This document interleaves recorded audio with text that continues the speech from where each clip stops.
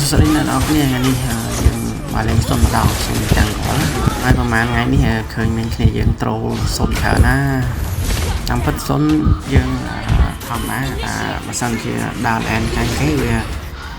fit គេតាមទីទួយគឺវាយលេងចេញហើយប៉ុន្តែប្រធានជាជីមរបស់យើងហ្នឹងបាក់ហ្នឹងក៏យើងក៏ដាក់ចេញដែរហើយ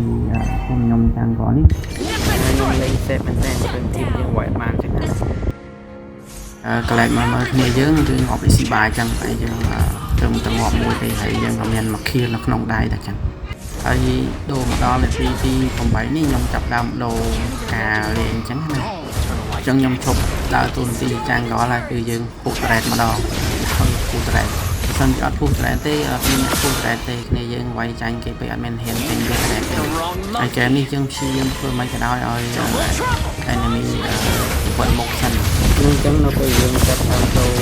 ការលេងទៅ enemy យើងក៏ចាប់តាម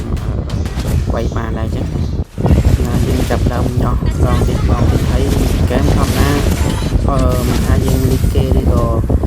អីក៏ដោយឲ្យថាលេងហ្គេមអី fail តាម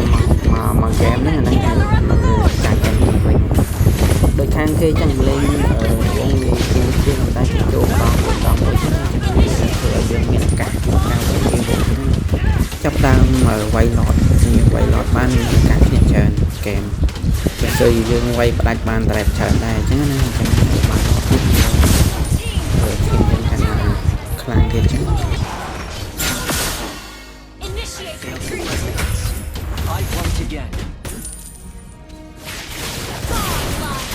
តាមទីวันนี้យើងវាយបានទៅយើងគិតថាបុកគេហើយដែរនៅខាងក្រោមក៏ខាង enemy គេពុះប្រែដែរគឺថាគេមានមកទីហើយមកជួយយើងគាត់ជួយហេរ៉ូមកមកវាយអត់ចូលទេណាយើងថា recall ហើយតែដល់ឃើញបាយគេតូទៅហើយយើងពុះ recall វិញយើងបុកផ្ទះវិញអញ្ចឹងណាប៉ុន្តែបុកក៏អត់ចូលទេមកហើយឃើញ enemy វាយគ្នាយើងអត់មានខាងក្រោមវាយបាយគេតូហើយក៏យើងដូរចិត្តទៅខលវិញសារតែយើងគិតថាអ៊ីរ៉ាទៅបត់ជាប់ទៅអ៊ីរ៉ាជូលៀនជាប់ហ្នឹងរបស់ recall អត់ទាន់ទេជូលៀនជីកទេហើយអានោះហើយមើលតែទឹកដៃជូលៀនដល់តែជូលៀនពីវាយជូលៀនអត់ចង់កើតទេហ្នឹងហើយឈុតកន្លែងនេះយើងចង់ fail របស់គេបកដល់ទេហើយគ្នាពី3នាក់តែយើងតានិយាយទៅតា3នាក់បាក់តោទៅមួយរហូត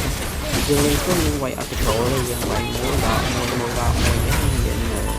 យទៅបោះមកឲ្យឈាមឡើងវិញពី enemy fail កន្លែងហ្នឹងមកគឺលេងច្រើនណាស់ហ្នឹងការពេលនេះយើង